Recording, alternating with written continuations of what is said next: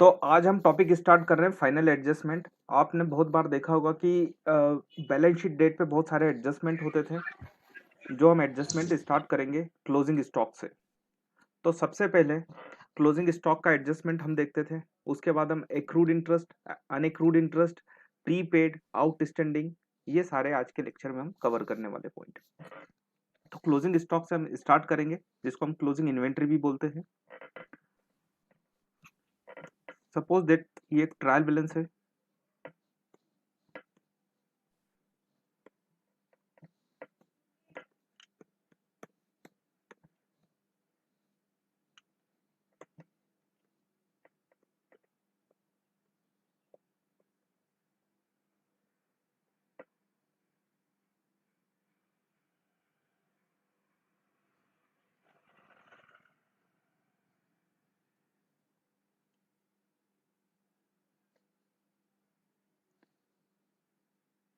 ये दो trial balance है आपके सामने। मैं एक में लिख रहा हूँ परचेज 10,000 और एक में लिख रहा हूँ सेल्स 20,000, कैपिटल 1 लाख, कैश 1,10,000।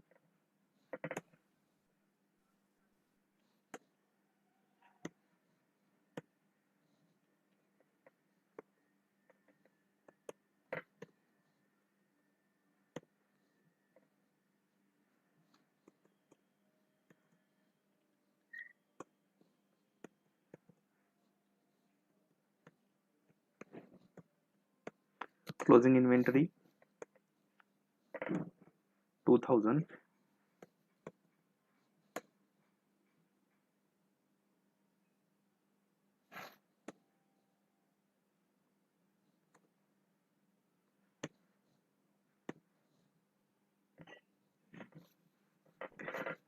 दो ट्रायल बैलेंस आपके सामने हैं। बताइए इन दोनों ट्रायल बैलेंस में बेसिक डिफरेंस क्या है?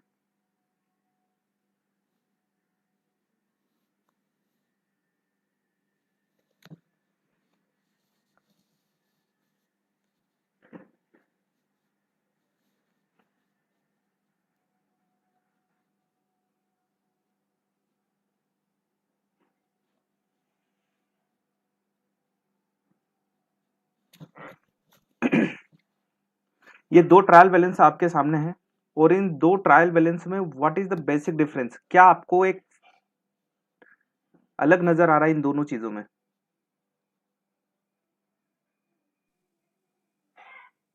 एक ट्रायल बैलेंस में क्लोजिंग इन्वेंट्री है, एक में नहीं है। तो मेरा क्वेश्चन यहीं से जनरेट हो रहा है, क्या क्लोजिंग स्टॉक आपके ट्रायल बैलेंस में अपीयर होता है या नहीं होता है?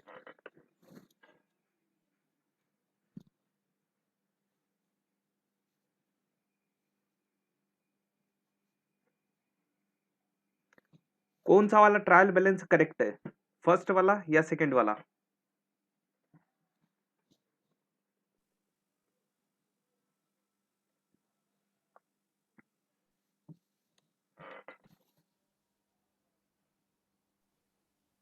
सर सेकंड वाला। सेकंड वाला सही है। क्यों फर्स्ट वाला गलत है? फर्स्ट वाला क्यों गलत है?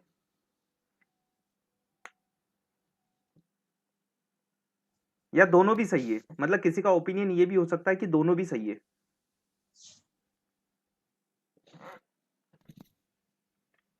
सर मतलब क्लोजिंग इन्वेंट्री ट्रायल बैलेंस में दिखा भी सकते हैं और नहीं भी दिखा सकते हैं, दोनों पॉसिबिलिटी है।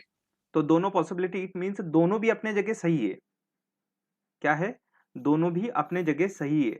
दोनों ट्रायल बैलेंस यहाँ पर सही है। ठीक है। तो आप जब देखते थे एडजस्टमेंट, क्लोजिंग स्टॉक आपका कहाँ आता था? फाइनल एडजस्टमेंट में लिखा हुआ आता था, मतलब आपके ट्रायल बैलेंस में अपीयर नहीं होता था। तो हमें क्या करना पड़ता था? हमें अकाउंटिंग एंट्री पास करना पड़ती थी, क्योंकि कोई भी अकाउंटिंग एंट्री के बिना हम direct closing stock balance sheet में नहीं लिख सकते, क्योंकि किसी न किसी अकाउंट का जनरेशन कहाँ से होता है? अकाउंटिंग एंट्री से होता है। ठीक है ना? तो बताइए क्या क्लोजिंग स्टॉक का अकाउंट हमने मेंटेन किया क्या जब ये ट्रायल बैलेंस हमने मेंटेन किया?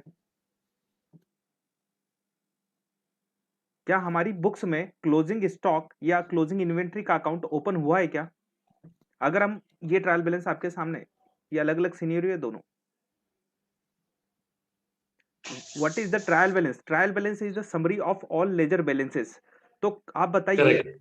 क्या लेजर क्लोजिंग स्टॉक का लेजर अकाउंट हमने यहाँ पर प्रिपेयर करा हुआ है क्या? अगर करा होता तो यहाँ आ जाता, अगर करा होता तो यहाँ पर आ जाता। इट मीन्स हमने क्लोजिंग स्टॉक का लेजर ही नहीं बनाया। और लेजर कब नहीं बनता है? जब आपने अकाउंटिंग एंट्री नहीं करी।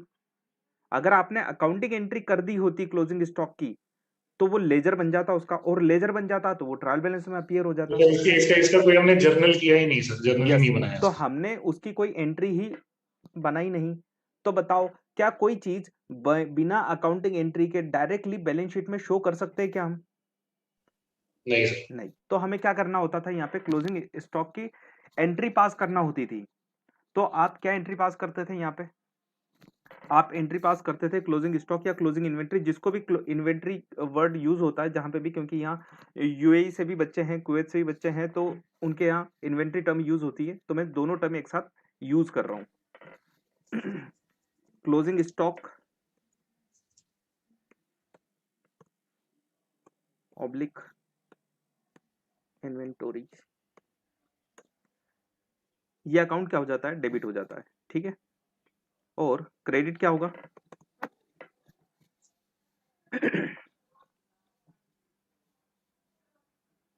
तो क्रेडिट क्या होगा ये समझने से पहले हम क्या बनाते हैं यहाँ पर, ट्रेडिंग अकाउंट बना के देखेंगे। ट्रेडिंग एंड P&L अकाउंट, जिसको हम इनकम स्टेटमेंट अकाउंट भी बोलते हैं।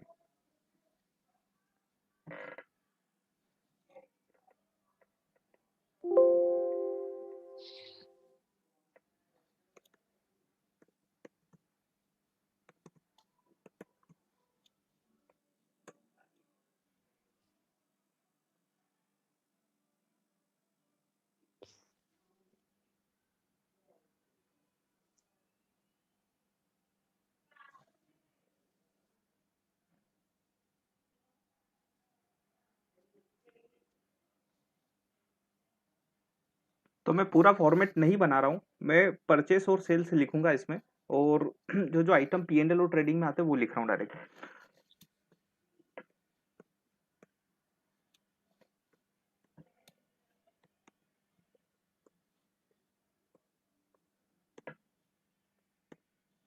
तो बताइए, आपको ट्रेडिंग और P&L अकाउंट बनाना है, ये आपके सामने ट्रायल बैलेंस है। परचेज कहाँ जाएगी? सर टू परचेज जाएगा। मतलब डेबिट साइड में परचेज चली जाएगी 10,000। ओके। सेल्स कहाँ जाएगी? क्रेडिट साइड में, क्रेडिट है ऑल सेल्स। By sales 20,000। क्या कैपिटल ट्रेडिंग अकाउंट और P&L अकाउंट में आता है क्या? नहीं। नहीं आता। क्या कैश आता है क्या? कैश भी नहीं आता। इट मीन्स क्या हमारा ट्रेडिंग अकाउंट यहाँ कंप्लीट हो गया क्या? यस, यहाँ पे कंप्लीट हो गया। तो अब हम क्या निकालेंगे? हम ग्रॉस प्रॉफिट निकालेंगे, जीपी। मैं यहाँ पे बता दूं आपको कि आपने यहाँ पर 100 kg क्या खरीदा हुआ है? गुड्स खरीदा हुआ है। और सेल्स कितना करा हुआ है आपने? 80 kg। तो क्या क्लोजिंग स्टॉक है क्या हमारे पास? 20 केजी का तो 20 kg का आपके पास अभी भी अनसोल्ड गुड्स है। तो अब बताइए मुझे, आप क्लोजिंग स्टॉक की एंट्री करते थे क्या? कौन बच्चा है जो मुझे ये बता सकता है कि कितना ग्रॉस प्रॉफिट हुआ?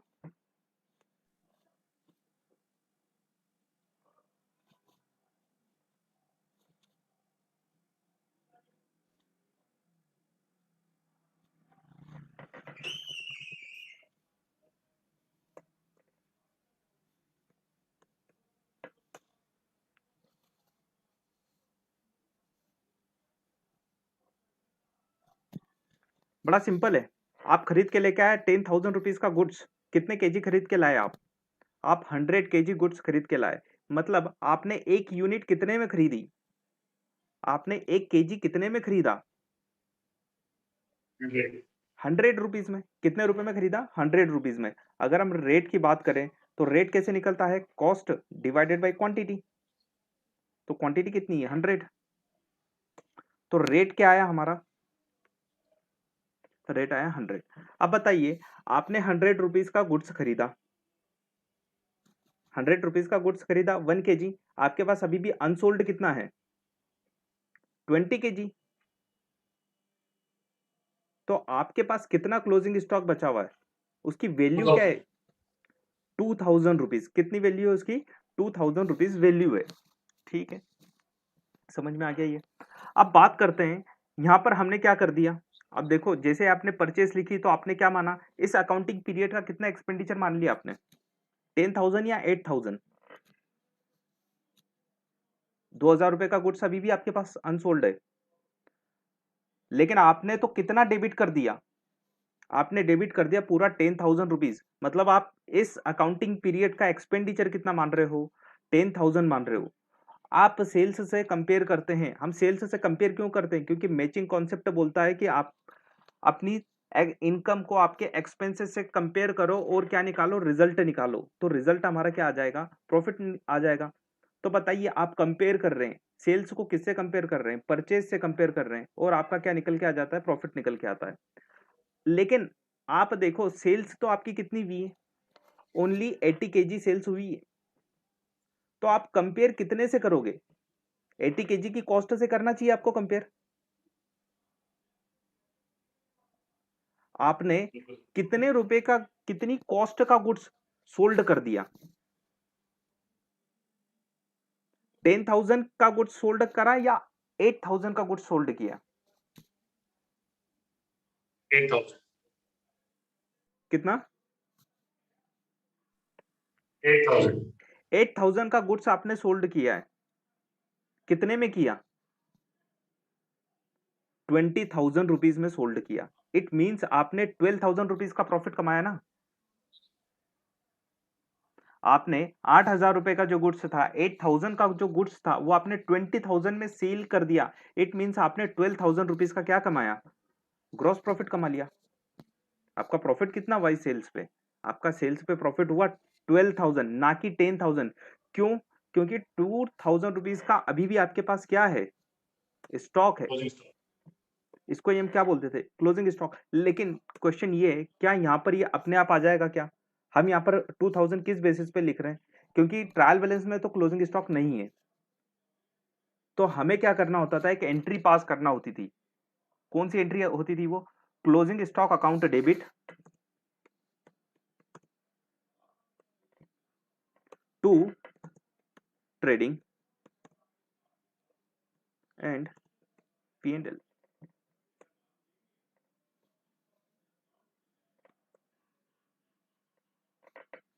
2,000 रुपीज से। अब बताइए, क्लोजिंग स्टॉक अकाउंट यहां पर क्या हो रहा है? डेबिट हो रहा है 2,000 रुपीज से। क्रेडिट कौन सा अकाउंट हो रहा है? क्रेडिट हो रहा है ट्रेडिंग एंड P&L अकाउंट। तो हमने यहाँ पे 2,000 क्या लिख दिया? क्रेडिट कर दिया। किसको? ट्रेडिंग एंड P&L अकाउंट को क्रेडिट कर दिया। ठीक है, क्लोजिंग स्टॉक ये मेरा आ गया यहाँ पे। क्या बताइए, मैंने ये जो ट्रेडिंग और P&L बनाया है, क्या सही बनाया है क्या? या जो मैंने ग्रॉस प्रॉफिट निकाला, क्या सही निकाला क्या?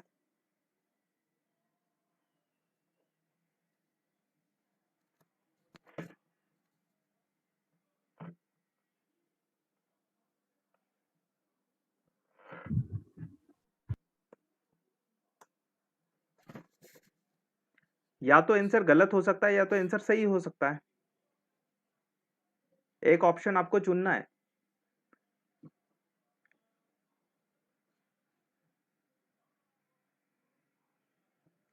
बताइए, यहां पर प्रॉफिट जो निकाला हमने वो सही निकाला क्या? Yes, absolutely correct. आपने देखो कितने का गुड्स सोल्ड किया है। आपने 8,000 का गुड्स कितने में सोल्ड कर दिया? 8,000 की कॉस्ट का गुड्स आपने कितने में सोल्ड आउट कर दिया? 20,000 में सोल्ड आउट कर दिया। इट मींस आपको 12,000 का प्रॉफिट हुआ ना। तो मतलब हम यहाँ क्या लिखते हैं? ये जो 10,000 और 2,000 है, अगर आप ध्यान से देखोगे तो इन दोनों का डिफरेंस क्या है? 8,000 डिफरेंस है। इट मींस परचेस कितने से अल्टीमेटली डेबिट हो रहा है? ओपनिंग इन्वेंट्री है नहीं है इसमें, यस इसमें ओपनिंग इन्वेंट्री नहीं है।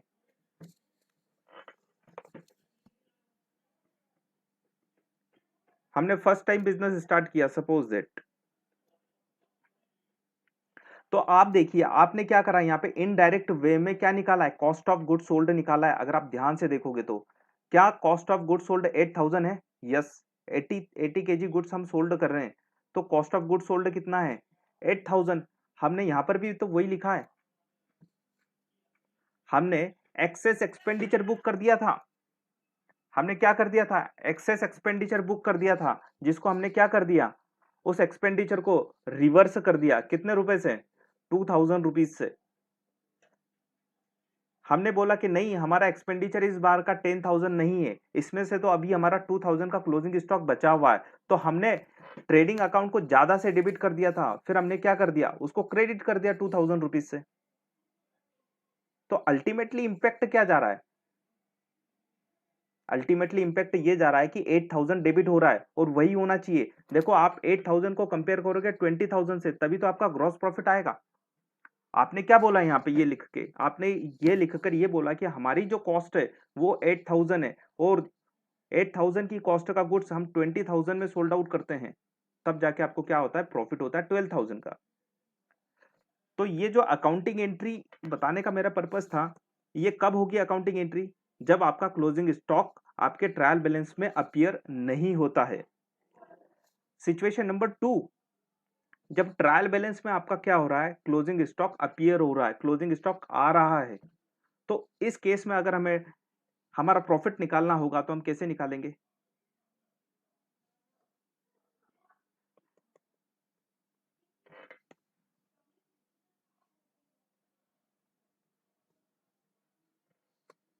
तो अब बताइए यहाँ परचेस कितनी आएगी? ट्रायल बैलेंस में कितना शो कर रही है परचेस? 8000। तो हम यहाँ कितना लेंगे? 8000। बताइए क्लोजिंग स्टॉक कितना लें यहाँ पे?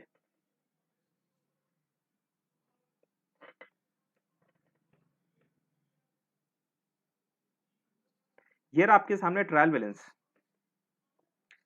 क्लोजिंग स्टॉक जो ट्रायल बैलेंस में आ रहा है वो 2000 रुपीज आ रहा है। कोई मुझे बताएगा कि यहाँ पे क्लोजिंग स्टॉक कितना आएगा?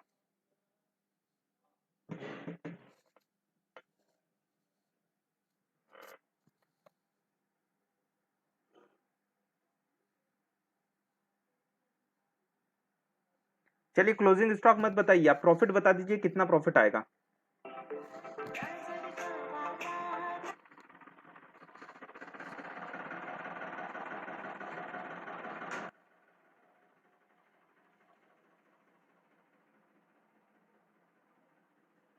Closing stock is 2000।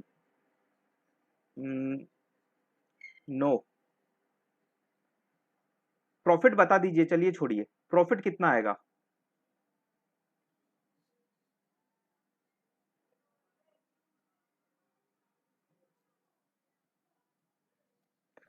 Gross profit is 12,000 written by the admin. Yes, absolutely correct. अब बताइए क्या क्लोजिंग स्टॉक यहां पर आएगा या नहीं आएगा? नहीं आएगा, क्योंकि हम क्या करते थे, जब क्लोजिंग स्टॉक ऑलरेडी आपके ट्रायल बैलेंस में आ चुका है, इट मींस इसकी एंट्री हो चुकी है ऑलरेडी। क्या एंट्री हुई होगी इसकी? ऑलरेडी इसकी एंट्री हुई थी, closing stock account debit to purchase. इसीलिए तो ये आपके क्लोजिंग स्टॉक जो है आपके ट्रायल बैलेंस में आ रहा है, मतलब ये एंट्री हो चुकी है ऑलरेडी, और आपकी परचेज जो है वो एडजस्ट होके आ रही है। कितनी? 8000। आप कंपेयर करो दोनों में, यहाँ पर 10,000 थी लेकिन क्लोजिंग स्टॉक यहाँ से गायब था। तो फिर आपको क्या करना पड़ता है, क्लोजिंग स्टॉक की एंट्री करना होती है, closing stock account debit to trading account. तो अब बताइए क्या क्रेडिट में लिखने की जरूरत है क्या हमें क्लोजिंग स्टॉक? नहीं, क्योंकि आपने देखो यहाँ पर खर्चा कितना लिखा, एक्सपेंसेस कितना बुक किया, 80 केजी का एक्सपेंसेस बुक किया। आपकी सेल्स कितनी है? 80 केजी। तो बताइए आपने दोनों को सेम प्लेटफॉर्म पे लिया है कि नहीं? आप दोनों को सेम प्लेटफॉर्म पर लेके आ गए, और आप कंपेयर कर रहे हो कि 8000 का गुड्स हमने 20,000 में सेल्स कर दिया, तो हमें प्रॉफिट कितना हो रहा है? हमें प्रॉफिट हो रहा है 12,000। तो कभी भी हमें ये याद नहीं रखना चाहिए कि क्लोजिंग स्टॉक के हमेशा दो इफेक्ट होंगे। क्लोजिंग स्टॉक के दो इफेक्ट तभी जाएंगे जब आपका क्लोजिंग स्टॉक आपके ट्रायल बैलेंस में अपीयर नहीं होता है। बड़ा लॉजिकली है। तो हम क्या करते हैं, हमने पूरा की पूरा एक्सपेंसेस कहाँ ट्रांसफर कर दिया। देखिए जब आप बुक्स क्लोज करते हैं तो जितने भी नॉमिनल अकाउंट है वो नॉमिनल अकाउंट आप क्या कर देते हो, राइट ऑफ कर देते हो। तो इसलिए बोला जाता है कि नॉमिनल अकाउंट का कोई बैलेंस नहीं होता। तो आपने पूरी की पूरी परचेज जो थी वो कहाँ ट्रांसफर कर दी, ट्रेडिंग अकाउंट में। तो अब आप क्या करते हो, इतना तो आपका एक्सपेंडिचर हुआ ही नहीं है, इतनी तो कॉस्ट इनकर्ड हुई नहीं है आपकी। 2000 तो अभी भी अनसोल्ड है, तो आपने यहां से ट्रेडिंग अकाउंट में से बाहर कर दिया। इस वाली सिचुएशन में आपने क्या करा, केवल और केवल 8000 ही कॉस्ट बुक करी आपने। तो यहां पर 2000 बाहर करने का सवाल ही नहीं होता, क्योंकि यहां आप क्या कर रहे हो, आप नेटिंग कर रहे हो। तो क्लोजिंग स्टॉक अगर आपके ट्रायल बैलेंस में आ रहा है तो उसका इफेक्ट केवल और केवल एक होगा। कहां जाएगा ये क्लोजिंग स्टॉक, बताइए, ट्रायल बैलेंस से क्लोजिंग स्टॉक कहां जाएगा। दो इंपैक्ट होते हैं जनरली, तो दूसरा इंपैक्ट कहां जाता है, बैलेंस शीट की असेट साइड में। क्लोजिंग स्टॉक क्या है, closing stock is your assets. Assets कहां जाती है, बैलेंस शीट की असेट साइड में। लेफ्ट ओवर इन्वेंट्री होती है। यस, बट जब फर्स्ट टाइम परचेस हुई होगी तब 10,000 की थी ना। हाँ, जब आप तो परचेस क्यों रिकॉर्ड की है 8000 सेकेंड केस में। देखो एक क्वेश्चन ये आया है कि जब फर्स्ट परचेस करी होगी तब 10,000 की करी होगी, तो हमने यहाँ पर 8000 कैसे लिख दी। तो देखिए चलिए अच्छी बात है, डिटेलिंग में अब समझने का मौका मिलेगा। देखो जब आपने परचेस करा होगा तो क्या एंट्री पास करी होगी आपने, purchase account debit to cash 10,000 rupees. आपने जब वैल्यूएशन करा आपने सेल्स की एंट्री भी करी होगी, cash account debit to sales. अब बात आई कि आपने कितना परचेस करा था, आपने 100 केजी परचेस किया था, आपने सेल्स कितना कर दिया 80 केजी। तो आपने ईयर एंड पे क्या करा, वैल्यूएशन करा। ट्रायल बैलेंस बनने से पहले ही क्या कर लिया आपने, वैल्यूएशन कर लिया। और वैल्यूएशन करा तो आपको पता चला कि आपके पास अभी भी 20 केजी गुड्स अनसोल्ड है। मतलब क्लोजिंग स्टॉक कितना है आपके पास, अभी अभी 20 केजी है। तो 20 केजी का आपने वैल्यूएशन किया तो उसकी अमाउंट क्या आई, 2000 रुपीज आ गई। तो 2000 रुपीज की आपने यहाँ एंट्री पास कर दी। क्या एंट्री पास करी आपने, closing stock account debit to purchase. तो बताइए जब हम परचेस अकाउंट का लेजर बनाएंगे, हम परचेस अकाउंट का लेजर जब बनाएंगे तो परचेस अकाउंट में बैलेंस कितना दिखाएगा, to cash 10,000 by closing stock 2000। तो आप जब बैलेंस निकालोगे इसका तो बैलेंस कितना शो करेगा, 8,000।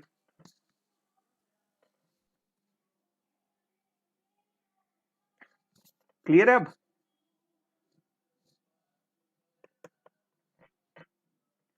ये ट्रायल बैलेंस कैसे बनाते हैं हम, क्या आता है तो कि सर परचेज आप जैसे रेट पर केजी का एग्जांपल लेके चल रहे हो, मान लीजिए जैसे कई सिचुएशन होते हैं इसमें हमारे पास रेट पर केजी की विजिबिलिटी नहीं होती।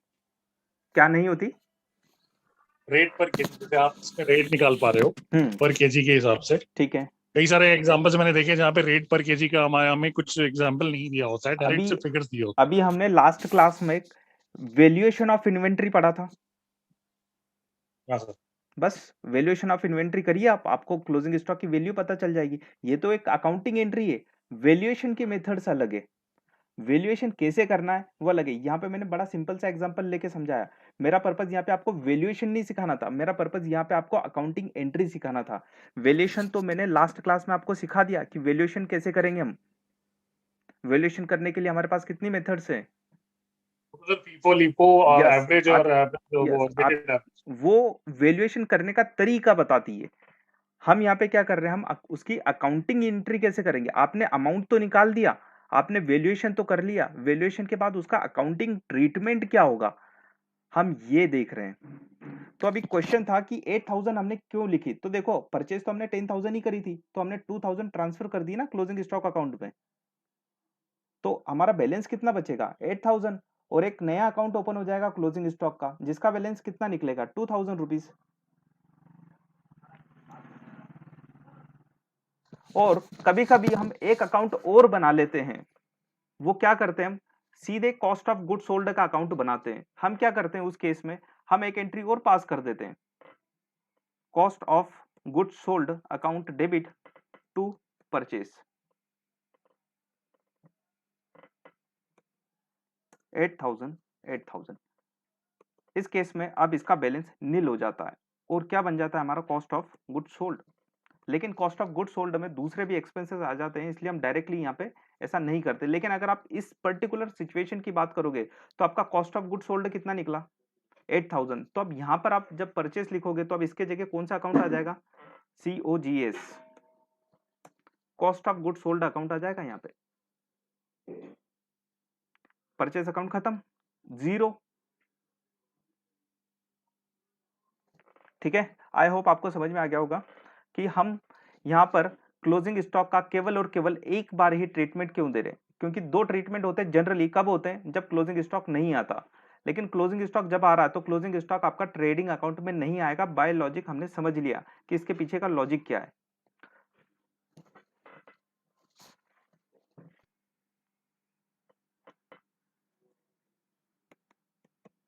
रेंट है आपका 10,000 पर मंथ,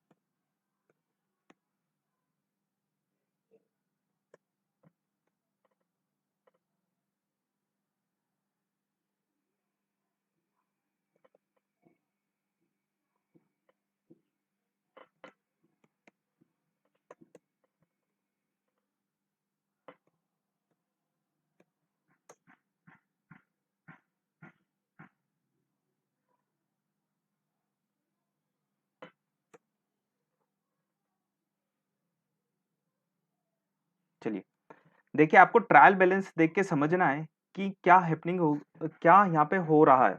आप बुक्स क्लोज कर रहे हैं, क्या कर रहे हैं आप, बुक्स क्लोज कर रहे हैं, आपका अकाउंटिंग पीरियड एंड हो रहा है। उस अकाउंटिंग पीरियड एंड होने पे आपको क्या एडजस्टमेंट करना है, आपके सामने क्वेश्चन है। अब आपको ये ट्रांजेक्शन नहीं बताया जाएगा कि ऐसा ऐसा होता है, अब आपको खुद मेच्योर होना है, और मेच्योर होकर आपको अब समझना है कि ट्रायल बैलेंस क्या इंडिकेट कर रहा है। ट्रायल बैलेंस क्या इंडिकेट कर रहा है, what is the 1 lakh rupees. Trial balance ये इंडिकेट कर रहा है कि यहाँ पे रेंट जो है वो हमारे पास से जा रहा है, it is an expense. It is your expenses, first thing. Second thing, how much expenses booked you, कितना आपने एक्सपेंसेस बुक कर लिया है, 1 लाख। आपका रेंट कितना है पर मंथ, आपका रेंट जो है वो 10,000 रुपीज पर मंथ है। तो आपका इस अकाउंटिंग पीरियड का एक्सपेंडिचर कितना होना चाहिए था, 1,20,000। 1,20,000। लेकिन अभी तक आपने बुक कितना करा हुआ है, केवल only 1 1 lakh. Lakh rupees book करा हुआ है। इट मीन्स आपको क्या करना चाहिए ईयर एंड पे, हम एक्रूअल सिस्टम ऑफ अकाउंटिंग की बात कर रहे हैं, अगर कैश सिस्टम होता तो कोई बात ही नहीं थी। एक्रूअल सिस्टम ऑफ अकाउंटिंग में क्या रेंट आपका अक्रू हो चुका है क्या, हो चुका है सर।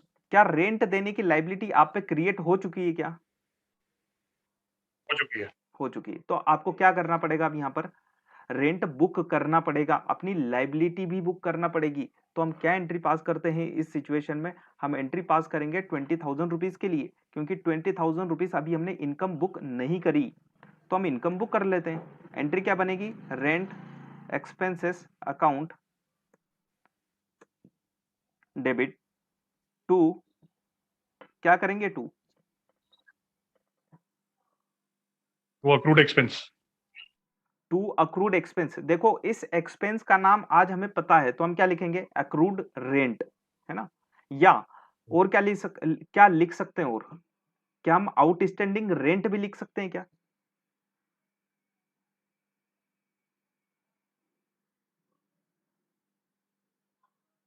बोलो, क्या सिर्फ हम वेजेस होती है तभी आउटस्टैंडिंग लिखते हैं, या रेंट के केस में भी लिख सकते हैं? आउटस्टैंडिंग रेंट लिख सकते हैं सर।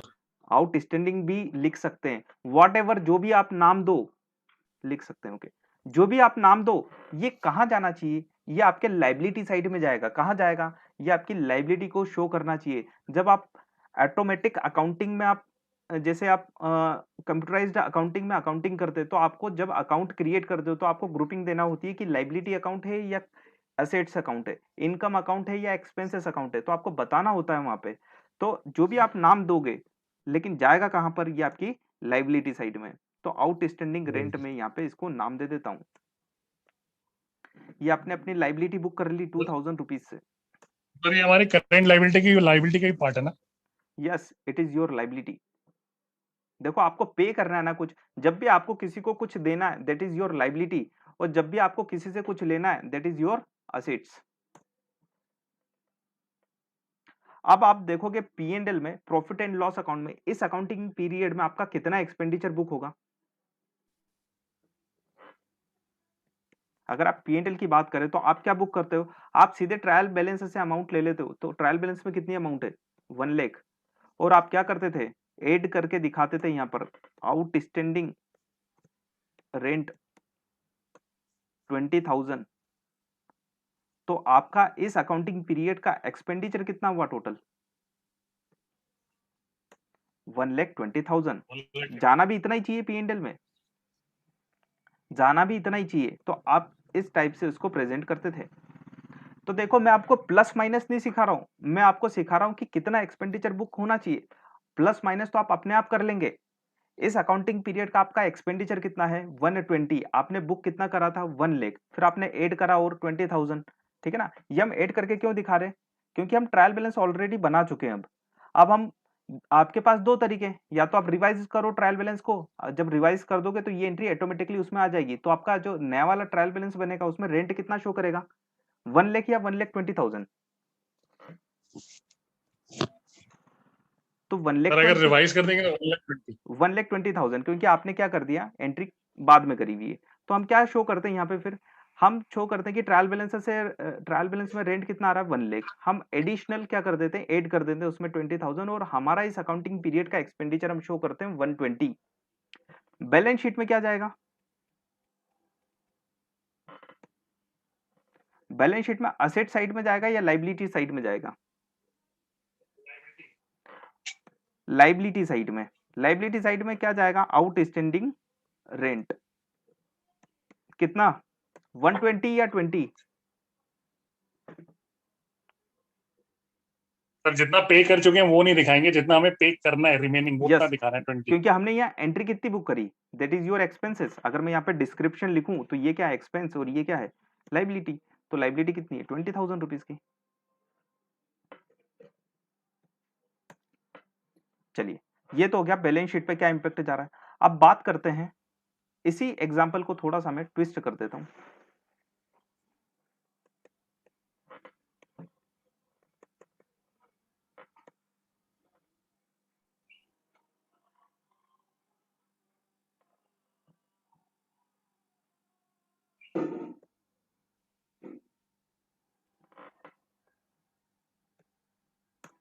बताइए ये सिनेरियो क्या इंडिकेट कर रहा है आपके सामने।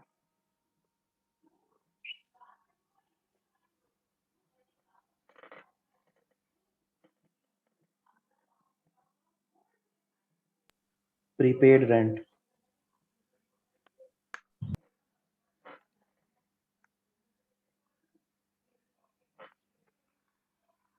क्या बता रहा है यहाँ पे, ये आपका प्रीपेड रेंट बता रहा है। मतलब आपने क्या कर दिया, आपने एक्स्ट्रा एक्सपेंसेस पे कर दिया। कितना एक्सपेंसेस एक्स्ट्रा पे किया, 30। 30,000। कैसे पता चला क्या आपका 30,000 एक्सपेंसेस ज्यादा बुक कर लिया आपने, तो सबसे पहले आपको ये पता होना चाहिए कि आपका इस अकाउंटिंग पीरियड का एक्सपेंडिचर कितना है। आपका इस अकाउंटिंग पीरियड का एक्सपेंडिचर कितना है, 10,000 रुपीज पर मंथ है, तो 12 मंथ का कितना होगा, 1,20,000। तो 1,20,000 is your current accounting period का एक्सपेंडिचर है। तो 30,000 आपने क्या कर दिया, एक्स्ट्रा पे कर दिया है, मतलब आपने एक्स्ट्रा बुक कर दिया, कितना, 30,000 एक्स्ट्रा बुक कर दिया। तो आपकी क्या ये असेट से जनरेट हो गई क्या, 30,000 रुपीज? यस, एसेट जनरेट हुई है सर। यस, असेट से जनरेट हो गई। क्या आपको ये अमाउंट वापस मिलने वाला है क्या?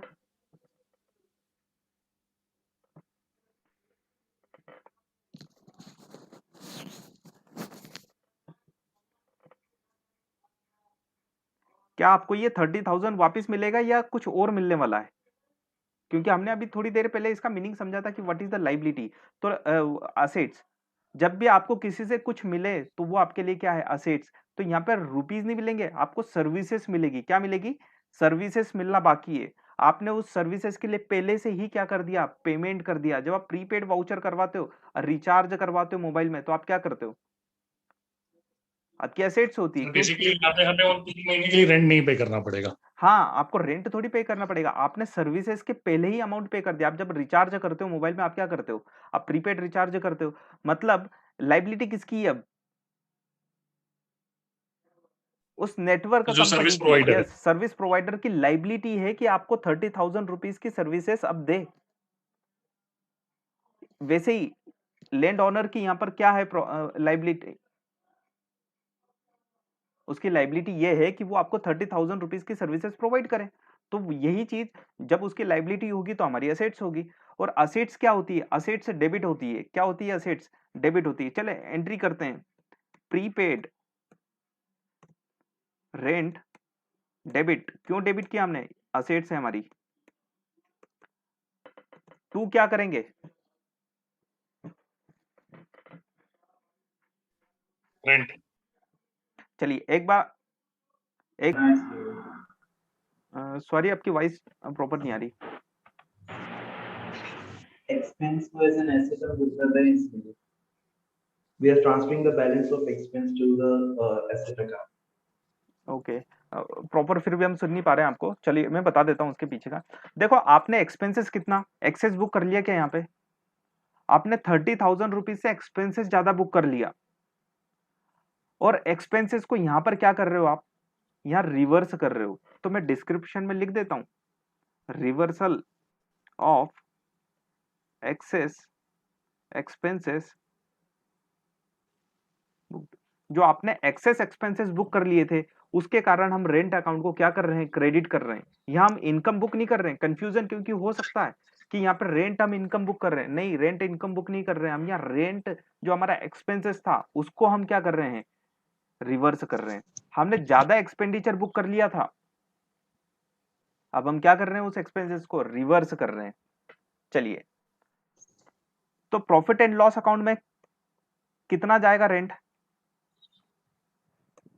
तो रेंट जाएगा आपका 1,50,000 minus prepaid rent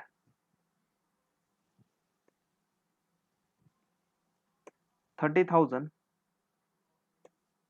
outer column में आ जाएगा आपका 1,20,000। तो आपका नेट रेंट कितना जाएगा प्रॉफिट एंड लॉस अकाउंट में, 1,20,000।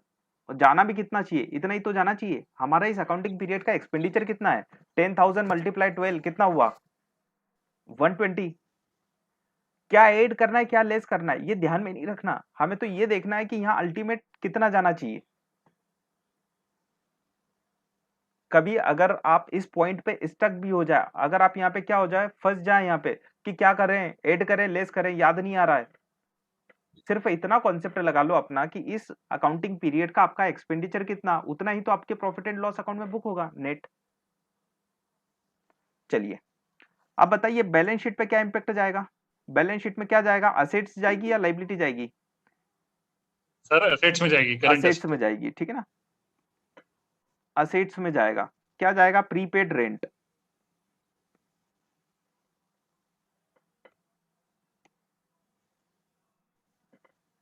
$30,000।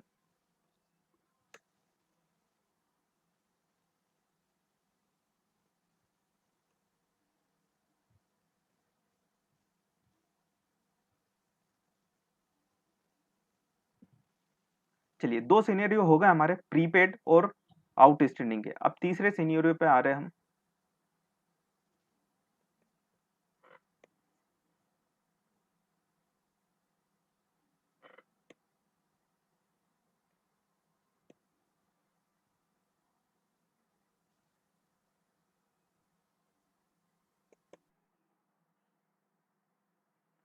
चलिए आपके सामने ये सिचुएशन है, बताइए सिचुएशन। सर यहाँ पे रेंट रिसीव हो रहा है। रेंट रिसीव्ड हो रहा है यहाँ पे। तो रेंट रिसीव्ड कब होता है? जब आपकी इनकम है। मतलब 1 लाख रुपीज आपने क्या कर लिया? इनकम बुक कर लिया। आपकी इनकम कितनी है इस अकाउंटिंग पीरियड की? सर 1,20,000। मतलब आपने अभी कितनी इनकम बुक करना बाकी है आपको? 20,000। 20,000। तो कर दे इनकम बुक। इनकम क्या होती है? इनकम क्रेडिट होती है। क्या होती है? इनकम क्रेडिट होती है। तो हम यहाँ कर देते हैं टू रेंट। कितना? 20,000 क्रेडिट क्यों कराइए? हमारी इनकम है। मैं डिस्क्रिप्शन में साथ में लिखते जा रहा हूं ताकि आपके लॉजिक्स भी क्लियर होते जाएं साइड बाय साइड। डेबिट क्या करेंगे?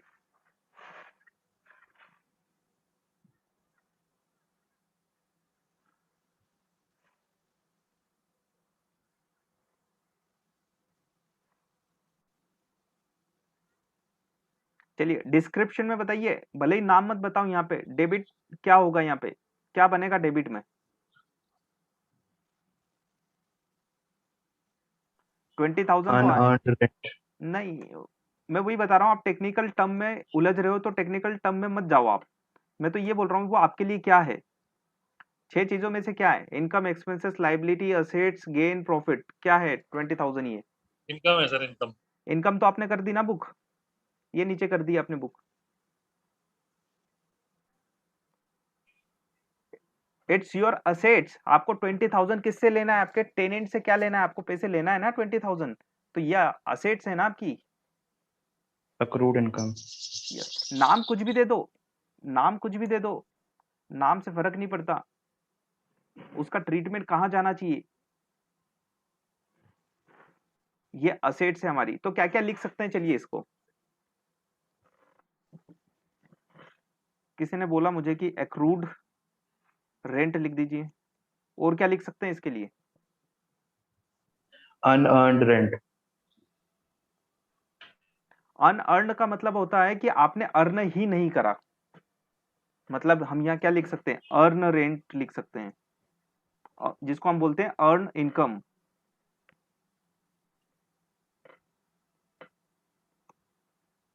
और क्या लिख सकते हैं?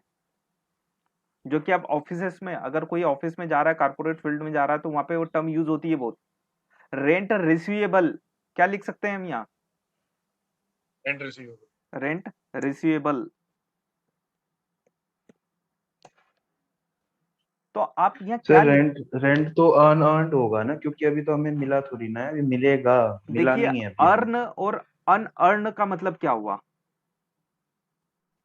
अर्न का मतलब होता है इनकम अर्न कर ली आपने, लेकिन आपको रिसीव्ड नहीं हुई। अनअर्न का मतलब आपने इनकम अर्न ही नहीं करी थी और आपको मिल गई। Cash received but not earn.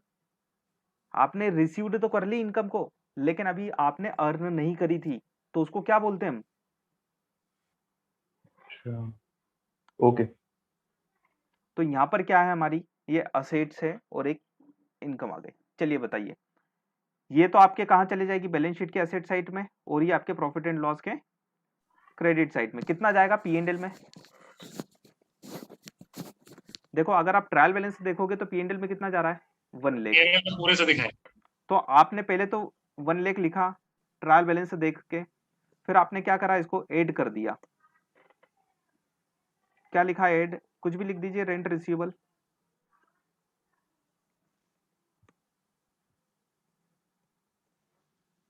20,000। Sir PNL में तो पूरे से ही जाएगा। हाँ, लेकिन हम लेते कैसे हैं? देखो फिगर में पूरी प्रोसेस इसलिए बता रहा हूं क्योंकि आप ऐसा करते थे।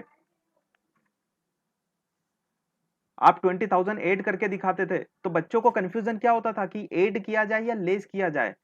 तो आपको तो बाहर वाला फिगर याद रखना है कि जाना अल्टीमेटली 120 ही है। चलिए बैलेंस शीट में कहा जाएगा और कितना जाएगा? सर बैलेंस शीट में सर जो एक्स्ट्रा 20,000 वो दिखाएंगे एसेट यस, साइड। ये असेट साइड में जाएगा, रेंट रिसीवेबल। सर इसके पीछे क्या ये लॉजिक भी ठीक है, क्योंकि पीएनएल में हम ये पूरी तरीके से इसलिए बता रहे हैं क्योंकि पीएनएल पूरे साल का इवैल्यूएशन करता है और balance sheet as on date का करता है। नहीं तो 20,000, आप मेरी बात सुनो, इस 1 लाख का मतलब क्या है? मतलब आपने पहले ही एंट्री बुक कर दी है, या तो आपको ये कैश रिसीव्ड हो चुका है पहले ही, आपको अभी इतना लेना बाकी है ना।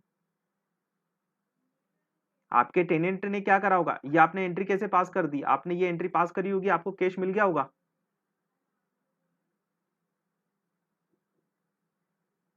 जब ये रेंट मिला तब आपने क्या एंट्री पास करी? आपने एंट्री पास करी cash account debit to rent 1 lakh rupees. मतलब हर महीने आप 10,000 रुपीज बुक कर रहे थे, तो टोटल आपने 10 महीने में कितना रेंट बुक कर लिया? 1 लाख। बचे हुए 2 महीने का रेंट नहीं आया था, इसलिए आपने बुक नहीं किया। तो आपको लेना कितना है? आपको लेना केवल 20,000 है, 120 नहीं है। नहीं बट सर पीएनएल में तो पूरे से दिखाएंगे ना। हाँ, पीएनएल में तो वो तो आपकी पीरियोडिक इनकम है ना, कि आपने पूरे अकाउंटिंग पीरियड में कितनी इनकम अर्न करी। हाँ मैं वही कह रहा था, मैं वही कह रहा था कि मतलब ड्यूरिंग द ईयर हमने कितना कमाया वो हम यस, पीएनएल में पूरा दिखाते हैं।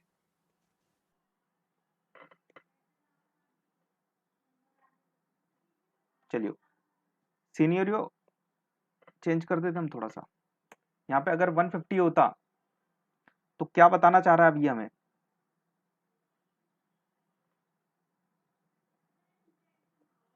दो सेकेंड।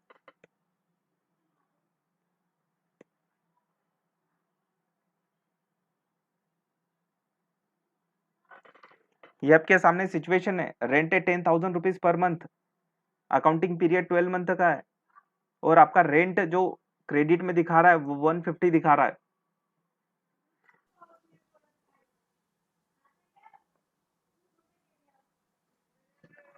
सर इस केस में हमारे पास अक्रूड इनकम हो तो गया है बट 30,000 की लाइबिलिटी भी क्रिएट हो गई। मतलब क्या हो गया? आपने अपनी इनकम ज्यादा बुक कर ली क्या? यस। कितने रुपए से ज्यादा इनकम बुक कर ली आपने? 30,000 रुपीज से आपने इनकम ज्यादा बुक कर ली। क्यों इनकम ज्यादा बुक कर ली? क्योंकि आपको रिसीव्ड हो गया। ये आप नेक्स्ट ईयर सर्विसेज दोगे, उसके अगेंस्ट में आपको क्या मिल गया? रेंट पहले ही मिल गया। मतलब एडवांस रेंट मिल गया क्या 30,000 रुपीज का? Correct. आपको रेंट क्या मिला? एडवांस मिल गया। मतलब ये आपकी लाइबिलिटी है या असेट्स है, बताइए। सर ये लाइबिलिटी हुआ क्योंकि इनकम रिसीव्ड इन एडवांस हो गया, services are yet not. Yes, तो आप इसको क्या बोलते हैं? Advance rent. ठीक है, एडवांस रेंट कितना? 30,000 रुपीज। It's your liability. तो फिर डेबिट क्या करें? डेबिट हम करेंगे, हमें एक्सपेंसेस हमें इनकम कितनी बुक करना थी? 120, लेकिन हमने कर कितनी दी? 150। मतलब 30,000 इनकम आपने क्या करा? ज्यादा बुक कर लिया ना। अगर आपने ज्यादा इनकम बुक कर लिया तो अब उसको क्या करना पड़ेगा? आपको रिवर्सल करना पड़ेगा। तो रिवर्सल करने के लिए आपको क्या करना पड़ेगा? रेंट अकाउंट को अब डेबिट करना होगा।